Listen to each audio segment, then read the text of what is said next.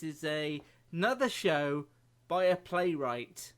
Can I just ask, though, because I'd never heard of this show. What was the reason you wanted to discuss this? How had you heard about this? I'd seen a lot of the critics sharing the trailer and saying it's one to look out for because of how contemporary it is. It was actually Netflix trying to emulate a good teen drama like My So-Called Life or more recently Euphoria. So I was keen on us to discuss it, and no one else in the UK has discussed it. So I'll set this one up. This is a drama set around the students of a New York high school. This starts by introducing you to the characters. There is Joey Del Marco, played by Odessa Azalon. She is hoping to be leader of the dance team, who is adored by both men and women in the school. She's just got this effervescence to her that people gravitate towards. She's a little outspoken. She clashes with her teachers. Then there's Dominic Pierre, played by Audley Jean. She is this young girl who is very academically bright, struggling to raise her young brothers and sisters because her mother works away or works nights, and so she's the mother, but she's got aspirations of going on to college and university and is saving up a lot of money from jobs she does. The next one is Amelia Yu, who plays Leela, who is a Chinese girl who has been adopted by Jewish parents and sort of is conflicted about where she fits, not only in the school she's new, but where she fits in society, because the young Asian girls in the school who speak Mandarin don't consider her Chinese enough for them, and she's not Jewish enough for the Jewish community either. The first episode, the big event, is a big explosion. There's a terrorist bomb goes off a couple of blocks, as they say, outside of the school, and it puts the school into lockdown, if you can imagine such a thing. And so all of the school goes off in cliques. They're all confined into one place. Sort of brings out people's insecurities. Some people aren't bothered at all. There are two lads that discover that Dominique has got $200 in her wallet. They sort of throw it up in the air. It gets lost, and all their money's gone. Joey gets closer to her best friend's brother. Was not part of her plan, but it's something that happens.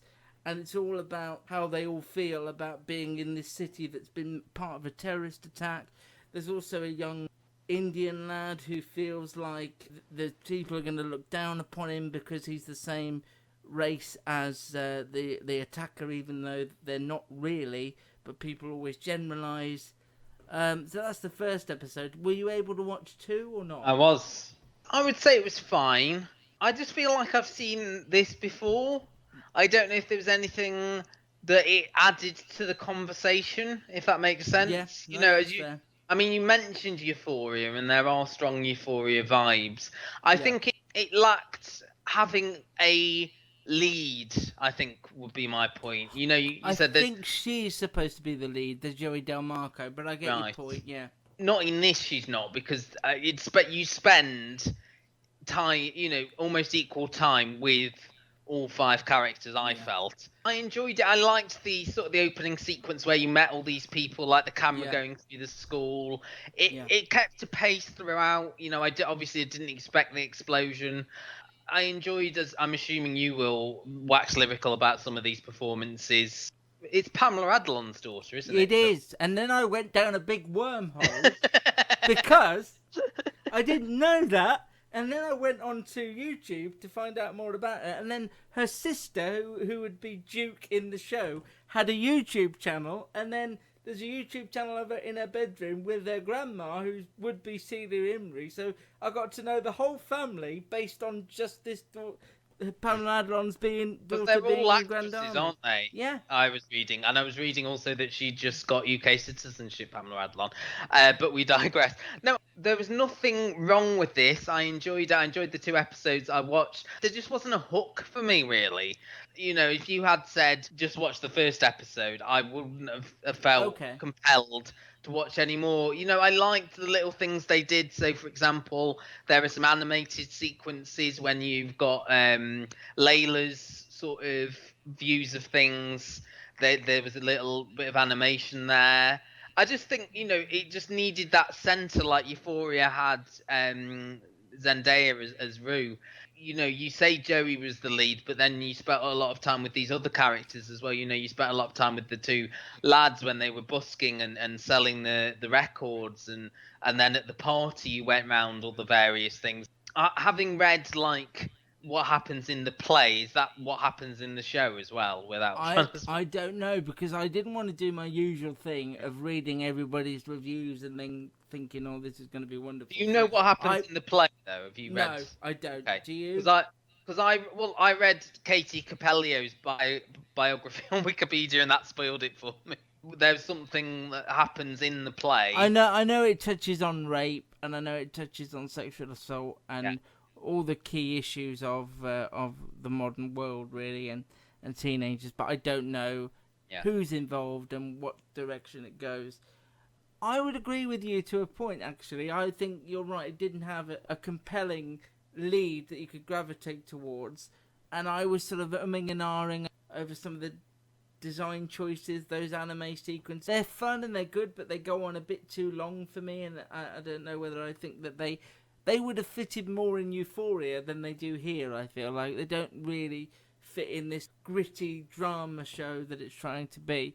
I did get to the end though, and I am interested to at least watch another one, because I think what it does well is it shows you that these characters, even the ones confident like Joey, are quite flawed and they're insecure, and I sort of want to know where it goes.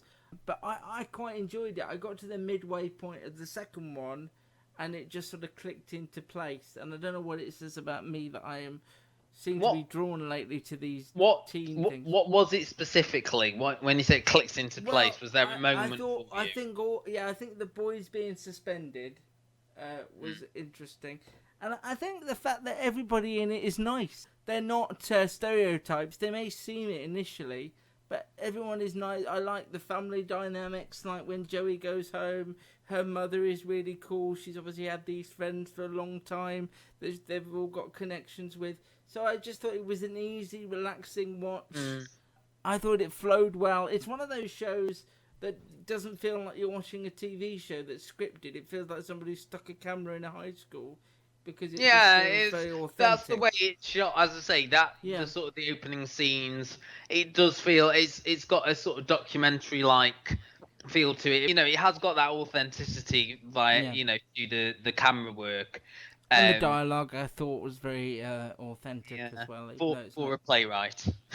I would also say that Euphoria didn't immediately click with me either. That, as good as Zendaya was in that first episode, I didn't watch it and go, I must watch more. And I think it's the first Netflix drama that I've finished and gone, I'd like to see where this goes. I can't remember the last Netflix drama that we spoke of that I really wanted to see more of. So there's that. Grand Army's all on Netflix now, and if nothing else, I'm just pleased that I went down the Better Things wormhole. And also, she looks so much like the girl who plays Max. I couldn't stop thinking about that. I liked this. It held my attention. I've seen other things like this done better. I don't think this did anything that I haven't seen done better elsewhere.